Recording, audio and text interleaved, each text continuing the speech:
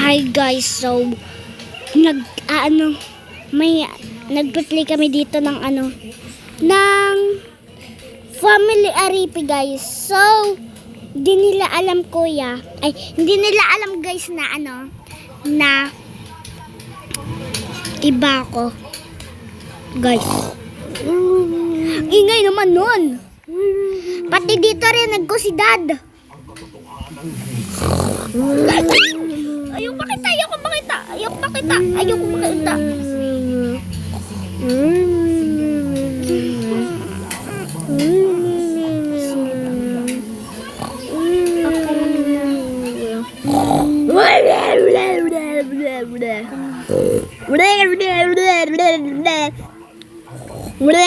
Hindi naman nun. Kasi hindi nila alam guys, powerful ako sa lahat.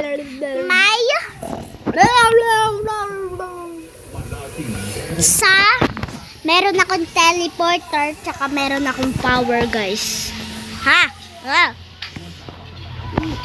Pumili ka kasi.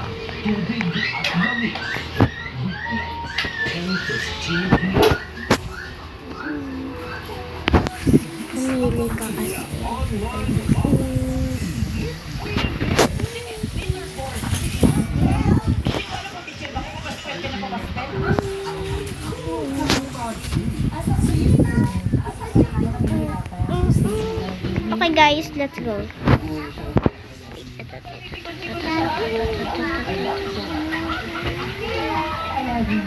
Ayun, breaking news.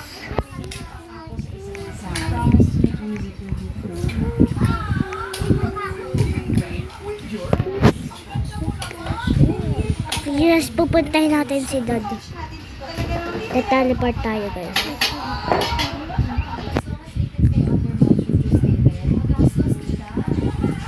Yan na.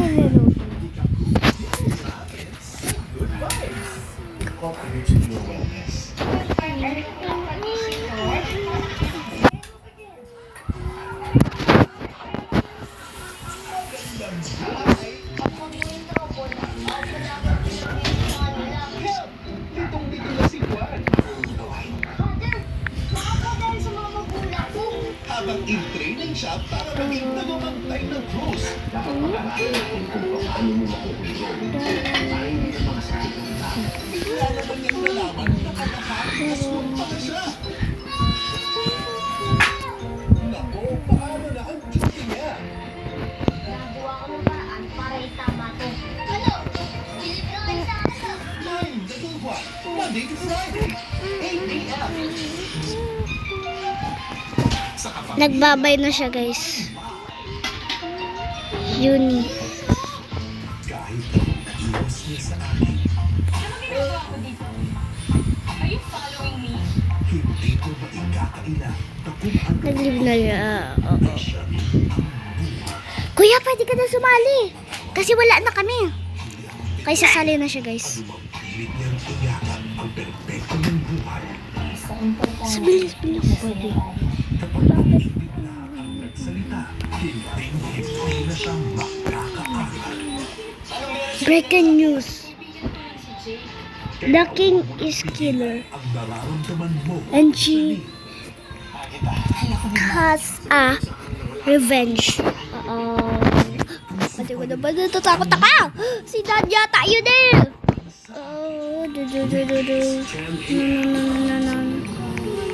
No. Nagulat ako.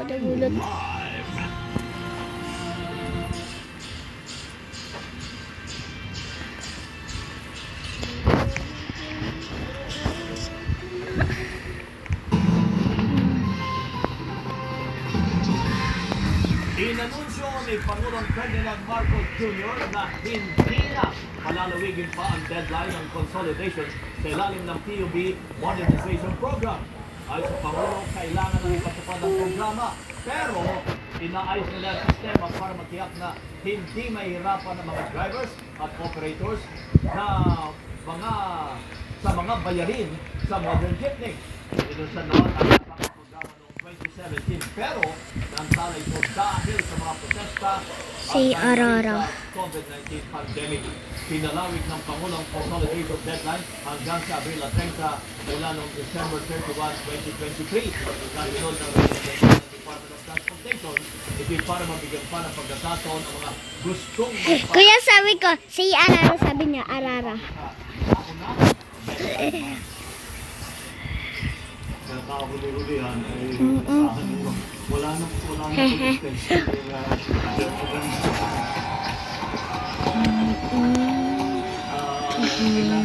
Kailangan na natin yan. Ang tinitiyak lang namin na hindi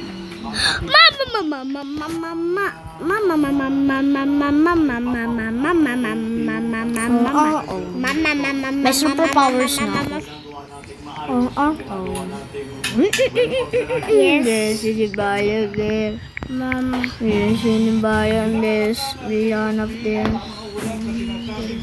Hiya. Ay, dito na ako. Di ba alam kung anong parangan ko? David. Hindi ko nari. Okay.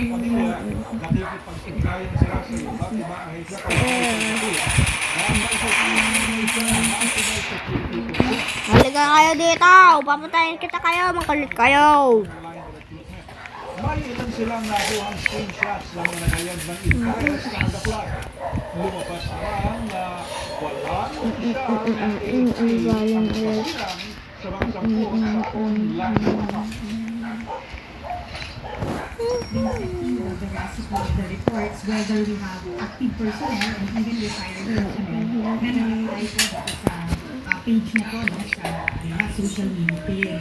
And kung meron na po talagang personnel na meron na involved sa any Kuha ko talagang bangko nila. Paano ko kulit siya? Paano niya na alam?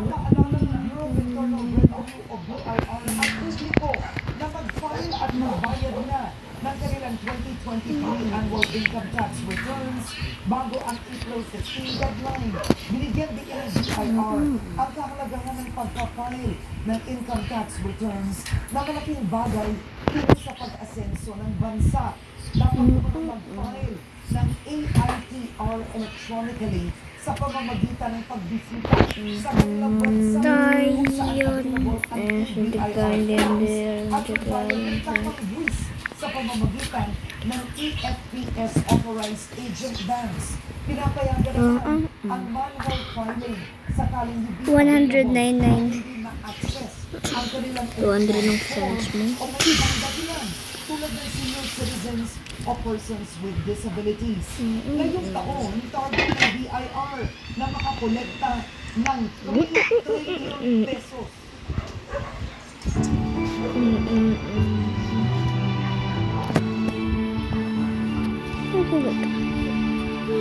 Lalo pa tumamis ang ngiti ng mga Namiss natin siya. senior citizens Si Nando, joke lang. sa Batilayan, Lemay, Batangas. Sa handog ng densyong misyon ng Gitpon sa Pamilya, katuwang ang DOH Region 4A, Calabarzon at Batangas. Halika dyan. Friend mo ako, in-thread kita eh. Nag-friend ko na. Excited na nag-request order ng mga dalawang bata, hindi para maglaro, kundi para tumanggap ng kaalaman sa pag-aalaga ng isip. Ang Resto Bus ito ang pansamantalang naging Okay guys, palaki ako ng palaki. application. Kasi si Alika. Alika. Pachoy. Sinamantala niya ang pagkakataong ito para higit matutunan Ikaw yan?